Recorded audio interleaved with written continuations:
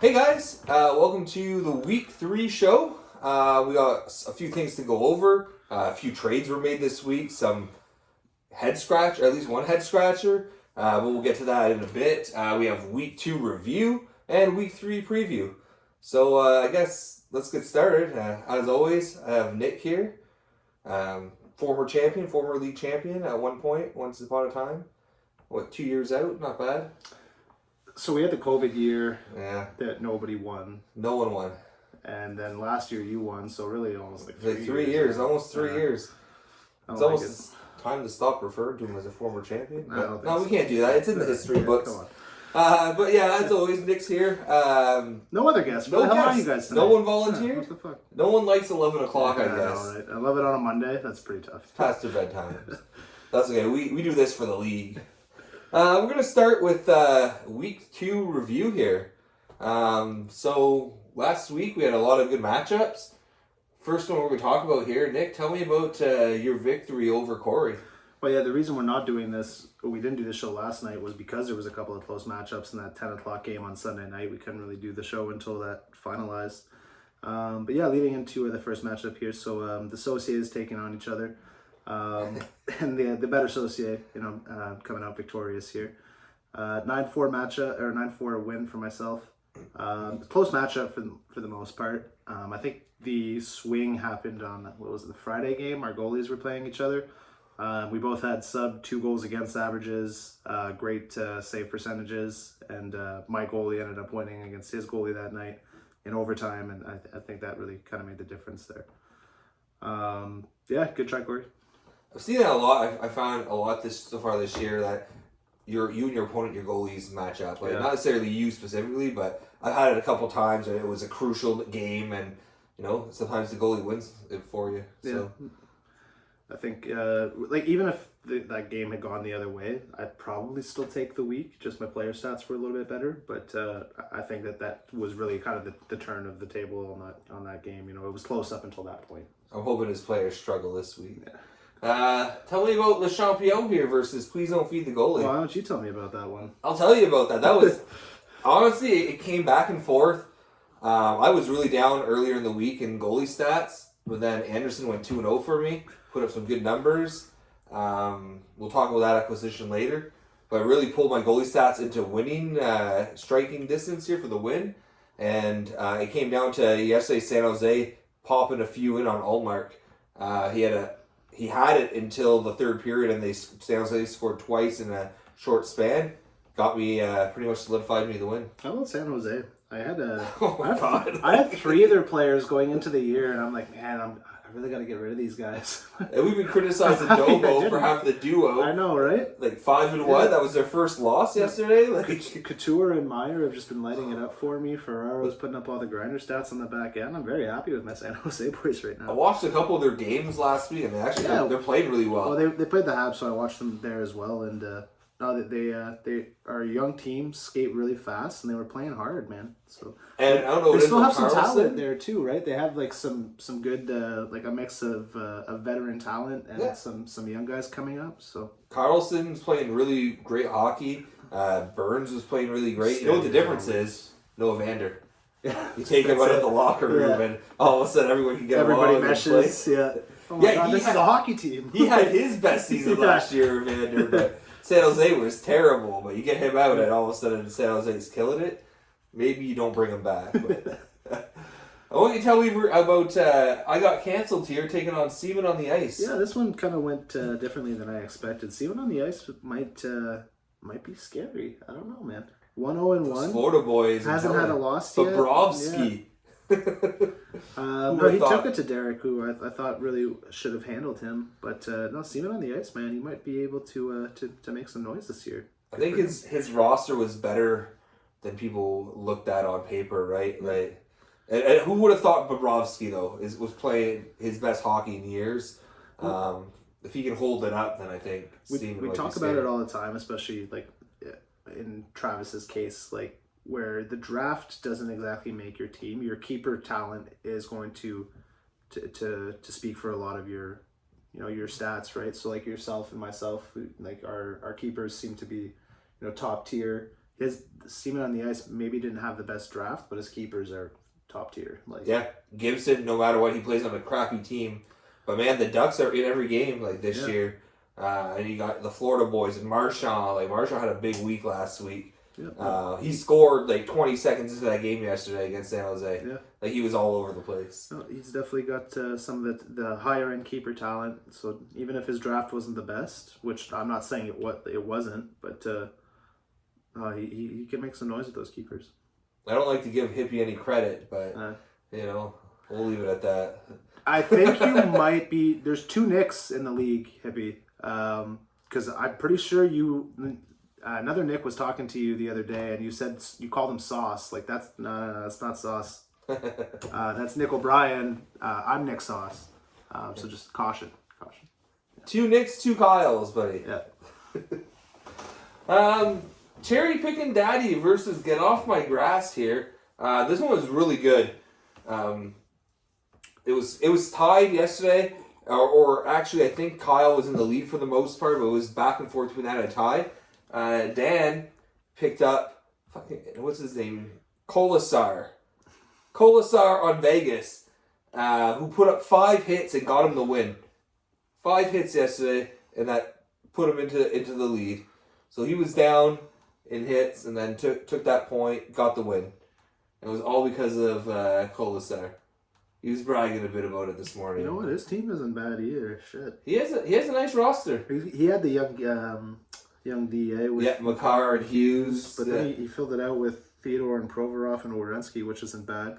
He also has some high end scoring talent in Pedersen, Bennett's gold, and Lindholm. Lindholm had a monster week last week. Exactly. So, but he's also got Gord down here, and like I said, Klingberg and Burakovsky, who can add some supplemental scoring. He doesn't have a bad roster at all. No, he has a pretty good roster. He's got Spencer Knight, future goalie, right? Like I don't know how he's gonna do this year, like how much he's gonna play, but it's his crease. Like it's a matter of time. So that's a good goalie to hold on to, right? Yeah. So that was a good matchup. Why don't you tell me about Daltrey versus Neal here? Poor Daltrey. So Neal took it to him. Took it too hard. 12-3 final there. I don't know how that played out. I'm pretty sure Neal was winning for the whole week kind of thing. It was never really close. Neal 2-0 this year. Pardon me. One of our only undefeated teams. I think there's 3 maybe that are at 2-0. Yeah, him and Domo. And get off my grass. Get off my grass. Yep. But yeah, good for you, Neal. You fucking took it to Daltrey. That's all he's got to say. Domo. Speaking of Domo, Daltrey Senior here took it to Patrick Rumble. I'm done with 10 you, to Nick. 5. I'm done, Nick. I don't trust you anymore, man. You know what happened? Those San Jose goalies put up the wins. His goalies, well, I'll tell you, Nashville is not a good team. They've been on the decline there for a couple of years now. Yeah, you got their young goalie, but it's going to be some growing pains there for a bit, I think, before they can become a contender again. And Columbus is so hit or miss. They'll kill teams one game, and then the next game it's like they're not even there. Yeah, they had a good night tonight. Yeah, they did. And why don't you tell me about Hockey Balboa versus Clefbaum? Battle of the mighty, the champions over here. Like, the bottom feeders. The bottom feeders. No, Kyle took advantage of the Braden bye week. As I predicted, winning 8-6. Braden, like we were talking earlier, barely got his goalie starts in. Made a trade to pick up a goalie, which we'll review here in a little bit. And that helped him get the third start for the week. But I think that's the only positive of that. I'm not convinced that. I'm not convinced that that's going to be the only goalie move that he's going to need to make. No, he's been shopping around hard though. He has been shopping around hard. But Clefbaum here, who's was a clear seller at the start of the year, currently sitting in a playoff. I know we're 2 weeks into the season, but still selling. Well, that's what I mean. Like he's sitting in a playoff spot though. If he decides hey, maybe I want to actually make some moves and buy, he's gonna have the pieces because he's sold for a couple of weeks already, and he's got some assets now. He's got a young Coyotes goalie. Man, I wouldn't say young, but It was an interesting match. It was tied yesterday for a while too, so I thought they were ending in a tie. Yeah. Tripping and injuries versus the Charlie Browns. I think everyone saw it going this way. Maybe not to this degree, 11-1, but Sean's a tough roster to beat in regular season. Yeah, we're gonna throw that in there, Sean. Just in regular season, but Travis has an uphill battle. I think someone who thought his roster was so promising, he's just getting hit with everything like right now. He's got 2 guys on COVID protocol. He's got 2 guys injured. There's no updates on them. Like, we were talking the other night there, and he's like, "Well, man, everybody I trade away finally starts to produce." Well, it's been 2 weeks. Don't take her. Don't take her. Exactly. Stop trading away these players that are producing like a week later. I don't understand his logic. I think he did have to get rid of Horvat just because he had 4 picks. No, understandable, but like he's bitching like, "Oh, they do nothing for me. I trade them, and then why'd you trade them? You give it up on players. Exactly, too early." Trust your gut. But 0-2, 16th overall right now, coming off a 10-point loss. He needs a win this week. Yeah, well, he's playing Clef Bomb, so Yeah. so he might contend. So let's talk. If he loses the Clef Bomb, he's probably going to blow it up. No, If he goes 0-3, he knows he has injuries, right? So it's a long week, a long year. He's impatient. He's not going to blow it up right before he plays me in week 4. Like, Yeah. he wants to have the best of his lineup there and think he can turn it around. That's fair. If he goes like 0-6, 0-7, man, I could see him just blowing everything up and just be. I don't know what you do in this league though if you can't win after that draft. Yeah. His mistake though was drafting Fleury, but that doesn't look like a mistake. He just won a Vezina, right? Like, just Chicago does nothing for him out there. Like, man, I'm so pumped. Like, Matthews has been in a slump there. He scored tonight, but he's going into Chicago on Wednesday. Oh, that's when he's going to get going.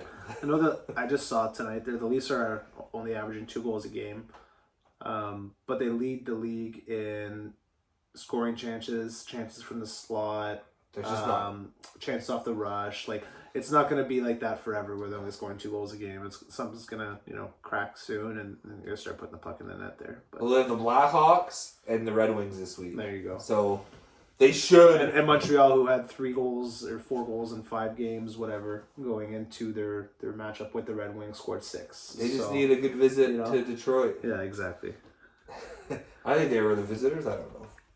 Let's review the predictions here. Like, you want to tell us what's going on here with the predictions there? Yeah. So for week 2, we had first matchup, the Whole Shaft versus Saucier Pass. This one was kind of a split, 6-4 in favor of the Whole Shaft, and I did come through for you that did believe in me. The other 4 fuck yous. Then in the second matchup, we had Le Champion versus Please Don't Feed the Goalie. 3 people taking Please Don't, and unfortunately he let us down there. So, fuck you, Tyler. I got canceled versus Seaman on the Ice. Seaman on the Ice kind of with the upset here. Only 3 people taking him to win, and he did come through with the victory. Again, I really thought that Derek was going to take it to him, but again, Seaman on the Ice could be dangerous. Very dangerous. You watch where you step. Cherry Pickin' Daddy versus Get Off My Grass. Cherry Pickin' Daddy was the underdog here, and we kind of see why. Get Off My Grass handled him pretty well there. Get Off My Grass off to a 2-0 start. Congrats, bud. Then we had Daltrey versus Suck My Ojic. So Daltrey had 4 votes, Suck My Ojic had 5, and then we had 1 tie. So very close matchup here, and we saw how that went with a 12-3 final. It was not close.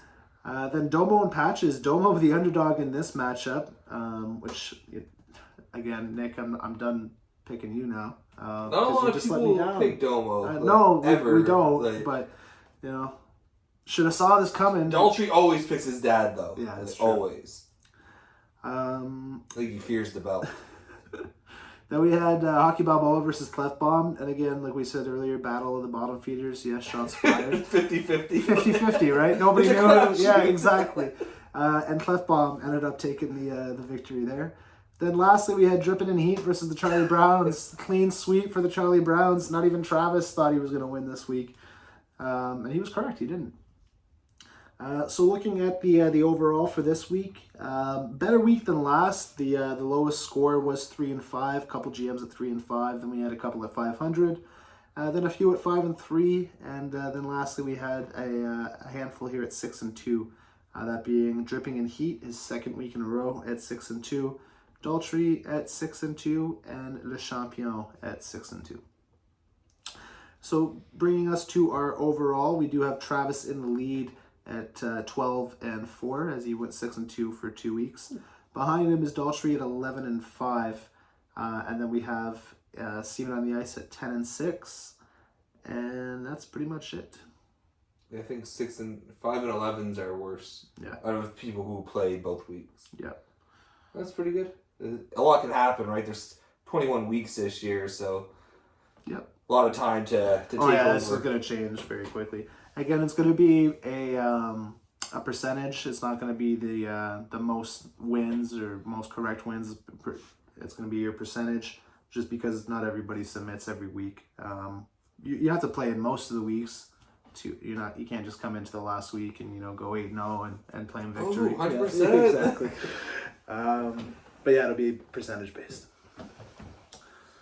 All right, let's talk about some trades. I think the first trade that happened last week was the one that we really want to talk about. All right, Nick, tell me what you think. Suck by Ojic trades Kakinen and a 7th to Hockey Balboa for Aho and a 10th. I don't think this is as bad as you think it is. I know you've been alluding to that. We haven't really spoken about it ourselves. I don't think it's that bad. Braden needed a goalie. He had to move a keeper in to get that goalie, yes. And Kakinen might not even get the majority of the games this year.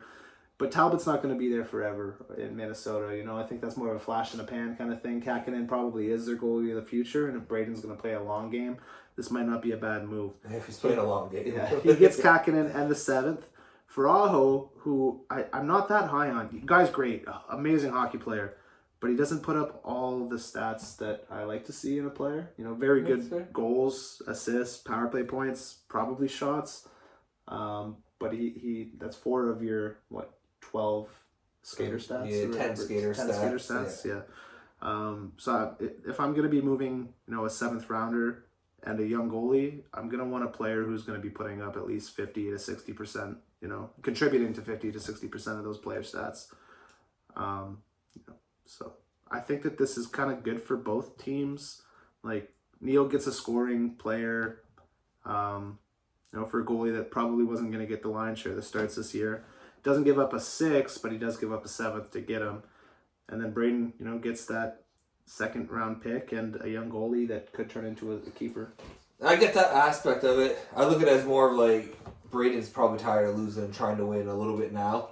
I don't think Kakinen was the immediate answer, maybe future answer, but Kakinen only played his first game yesterday of the season. Yeah, right? It really seems to be Talbot's crease there, but I don't know how much of a starter's load Talbot can manage, Yeah, that's in the past when he's been a starter, it's not been reliable. It's not been great. So I don't like that he gave up the better player in Aho. Like I thought he probably could have got a starting goalie somewhere for Aho if he would have shopped around. Yeah, maybe. So I feel like depending on how people view Aho, maybe I'm not the only one who views him as kind of a second tier player, like not a superstar, but more like he's a not star. He's not elite. He's Yeah, not elite. exactly. No. But I mean, neither's Kakinen. Not yet, at least. No, not by any means. But we know the price of goaltending over skaters, right? Yeah. Yeah, I can see your arguments, like your points. I just don't. Knowing Brady, he always wants to win now, even though it's not always possible for him. And I just feel like he was making a move thinking that, hey, this is going to help me this year. Mm-hmm. So I know he's willing to make a big move. He's willing to shop anything on his team for a legitimate goalie. So I don't think it's that lopsided of a trade in Neil's favor.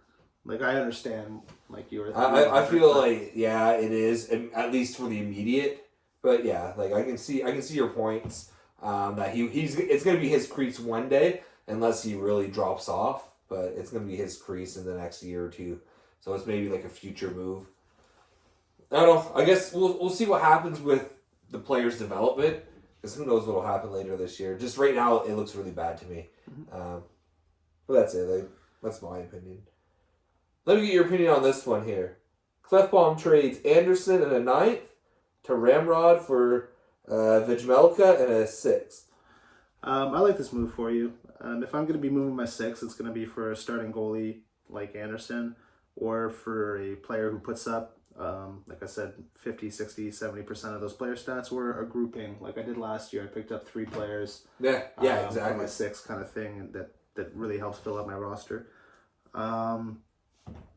Yeah, I like the move for you. You got a good starting goalie on a solid Carolina team, good defensively. They're going to win some games, maybe not finish too high in their division, but they're going to win a fair amount of games, and Anderson's going to help them do that. I think they're better than people are thinking right now. They haven't played a whole lot. They played at least 5 games with Anderson, and that's 5-0. Like he's keeping the puck out. It's probably not all him. Like they play a really good defensive style there. Yep. But I like Kyle's return. He gets a 6th, obviously, which he needs. He's rebuilding. He's flat out said he was selling, right? And I just asked for a player that he wasn't really fully set on selling, but he didn't say no. So I said, well, what's the price? Mm-hmm. Well, he said a 6th and a lesser goalie. Well, here I got all that. Like let's make a deal. But this could be a really good move for him with that goalie. Because that goalie could pan out and you do one of 2 things, right? Flip him or keep him, right? He's probably going to be the starter, not on a great team, like not even a good team. Like I'm going to be honest, I'm a Coyotes fan, but I would not say they're a good team. I barely say they're a team, but they have 7 players locked in after this year. That's it, 7 players. Like they're not even a real team. This is like a band of guys playing for a contract, essentially. Yep. But this could be a bright spot for them out of this season, like a young goalie who all of a sudden comes out of nowhere in Arizona, which we've seen before. Like goalies go to revive their career there. But I think that's pretty good value for Anderson. We got another one here. He was very active. Clefbaum was really active. So then Cherry Pink Daddy sends, I always say this, Grizzlet, and a 13th to Clef for Shattenkirk and a 15th. Yeah, kind of a minor move here. I like the move it was Kyle that traded Shattenkirk, right? He got rid of him? Both Kyles were involved. So Plums traded Shattenkirk, who we probably just picked up off the wire because I was looking at him previously. So to get a player off the wire and to turn him into a two-round pick upgrade in just a couple of days, that's a good move. That's what you got to do, right? When you're selling, you got to keep your eye on anything that might be worth some value to someone. Exactly. Injuries happen. People need that replacement player. Players don't pan out. Yep. If you have what they're looking for, then they're going to deal with you. And not too long after, Clef again trades Taze, a 12th and a 14th, to Travis for Horvat, a 14th and a 16th. So Travis getting it, 2 pick upgrades here? Yeah, 2 mid pick upgrades. For Bo Horvat, which isn't bad. Got Jonathan Taves, I'm pretty sure he immediately dropped him afterwards. He did. Yeah. He dropped him when he made the next trade. It was really just more about getting rid of that 4th Vancouver player for Travis, I think, and to be able to get 2 pick upgrades, even though they're, not like early round. Like it's debatable if one's an upgrade. They traded 14th. Yeah. And right now, Kyle's ahead of Travis. So that might just be like more a 12th for the 16th, I guess. But yeah. Well, Travis was still busy after that. He dropped Taze and traded an 11th to Derek for a 16th and Anderson. Travis has been telling me that he was high on Anderson for a while. We know how we feel about Anderson. I like Anderson. He had him for 2 years, and then I had him for the 2 years after. I always try to have him on my roster when I can. He's going to put up hits, probably a couple of goals. not many people are going to score on that Montreal team this year, it looks like. I don't know if he's going to do much else for you, but you like players that are going to put up hits and goals for you. So. Yeah, that's a dirty combo. Guy who's going to put up offensive numbers, and even a little bit of hits is just it's worth it. He doesn't put up a lot of assists. Again, not so much on the power play, but a player that's like I look for players that just get hits. So to get a guy who's going to score along with those hits too, like. Honestly, one of my roster spots every year is typically reserved just for that big bruiser. Like, I don't care what the fuck else he does, but go out there and get me 4 or 5 hits a game, Like, just to put it into perspective, like I looked at the waiver wire this morning and just sorted by goals. The most goals you can get out there right now is 3. Yeah. Like, to me, we're already going into week 3. Like, you would think, well, obviously not on the waiver wire, but people would have around like 4, 5, 6. Like, the highest was 3, and they weren't really great choices. They didn't do much else. Like. There's those guys who pop up in once in a while. That was it for trades. It was kind of late for trades this week. I mean, some big ones. Some interesting moves. I really like that Anderson move for... Essentially, he traded Horvat for Anderson with some pick difference. I like Anderson. I think he's going to do well. I like Aho personally, but hopefully for Braden's sake, I don't want to see him fail. Mm-hmm. I do love the Braden bye week, but I don't know. I'd like to see him succeed once in a while. These are different people at the top. Sean. But let's go into the week 3 preview here. We got some big matchups this week.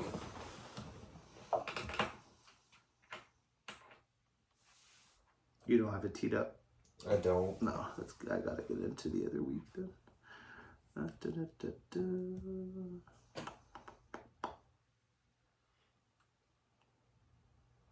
Yes, they already have scores because it's Monday night after all the games are done.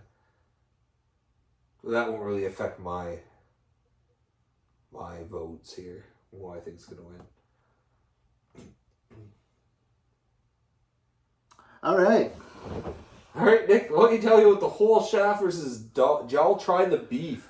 Yeah, Daltrey coming at me this morning, wishing me good luck. He did it again last year, and I tore into him for it, and then he kicked my ass.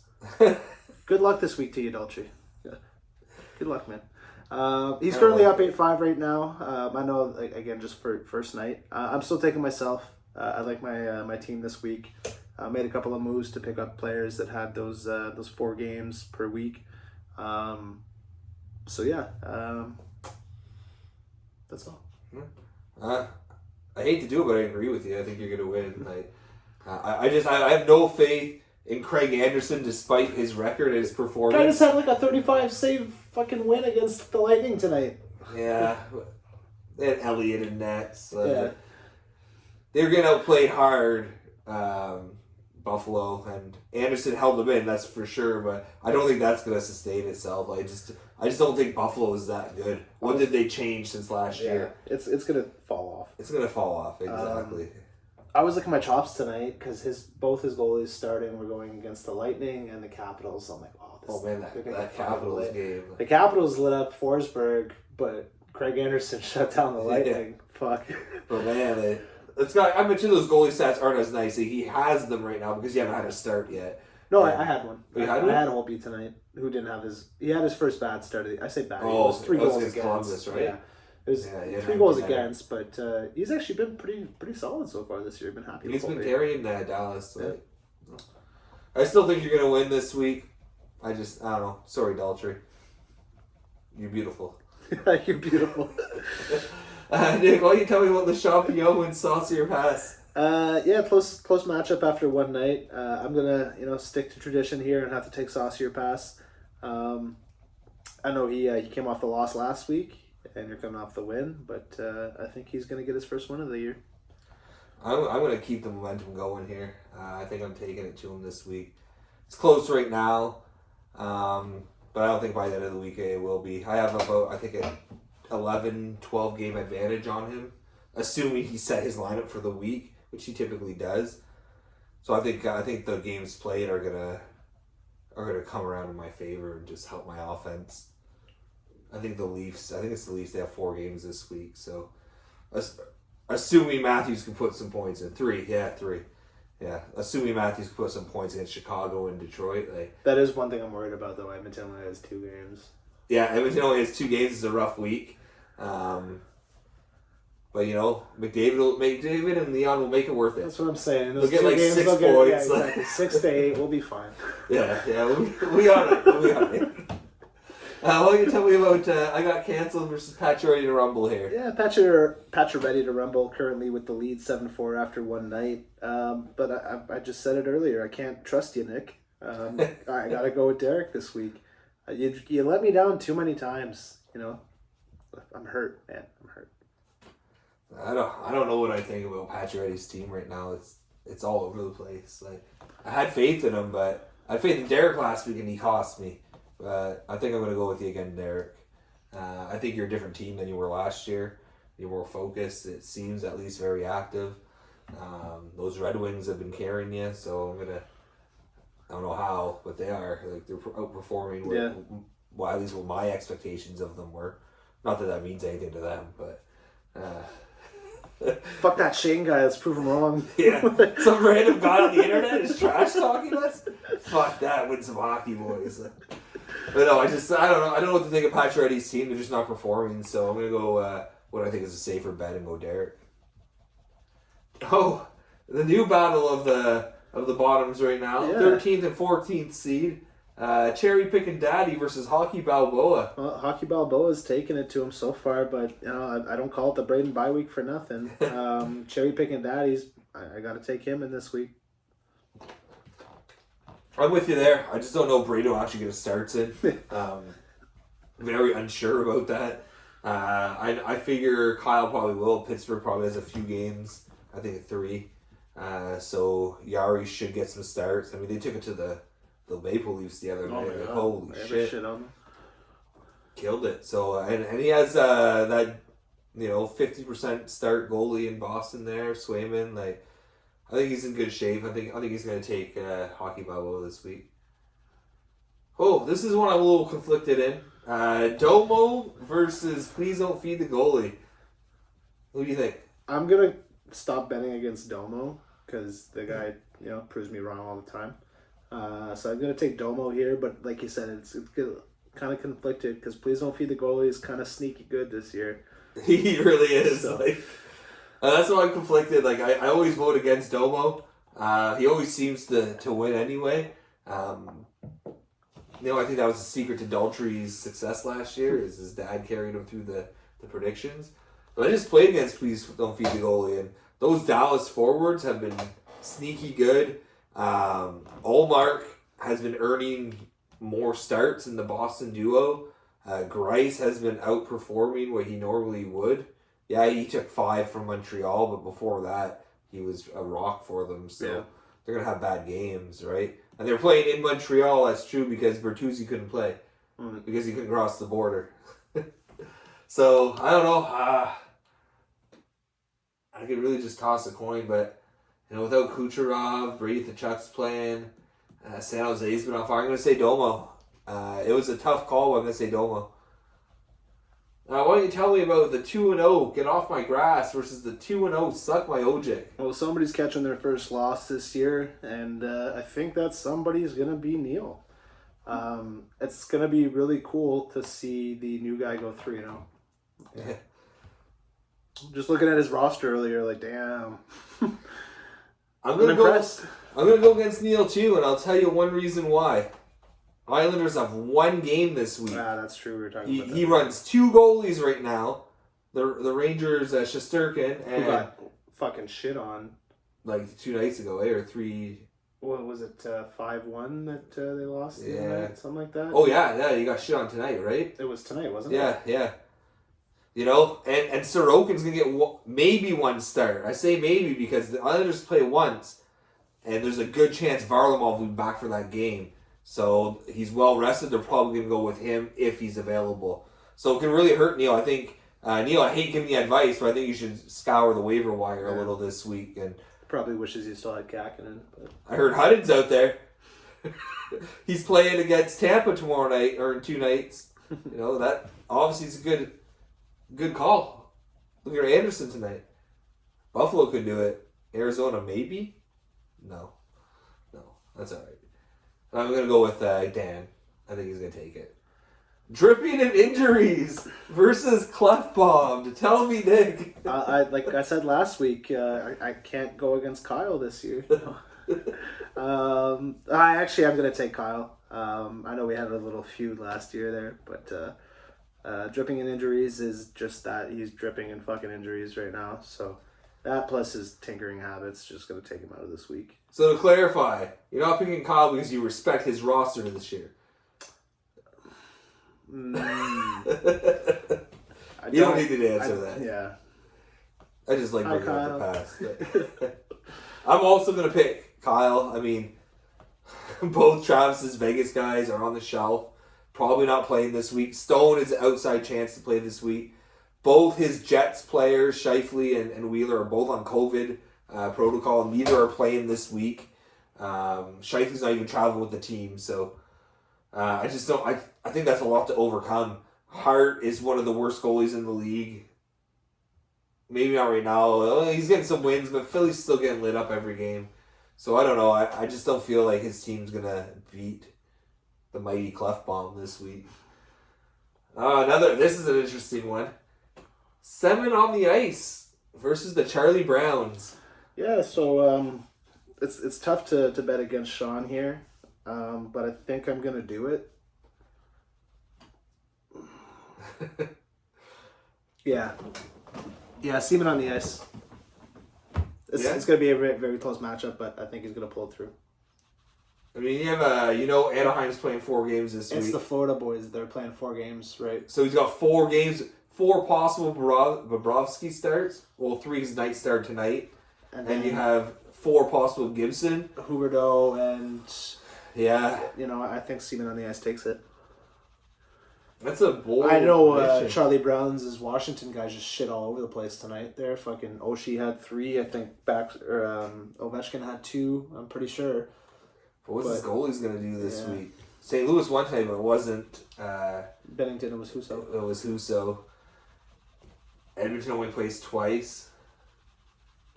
I hate to vote against Sean. Just not that I think you're that great, Sean, but it's just you have a proven track record. 7 on the ice still has a really good team. It's gonna be really a toss up. I think that one is probably gonna be the biggest match of the week. I'm gonna stick with you, Sean, just because of proven track record. But I wouldn't be upset if you lost. That's for sure. I'd be definitely all right if Mark pulls it out this week. Get 7 all over that ice, buddy. Yeah. So how you guys tell us your predictions? Send us your predictions for the week. Send them to me directly. I already have a couple, so no changing, guys. You already sent it in. But those who haven't, please by end of day Tuesday as usual. Do you have any final thoughts, Nick? No. Good luck this week, guys. Yeah. Good luck, guys. Thanks for watching, and we'll be back next week to tell you about how awesome some teams are and how shitty the others were. All right. Have a good night. See you.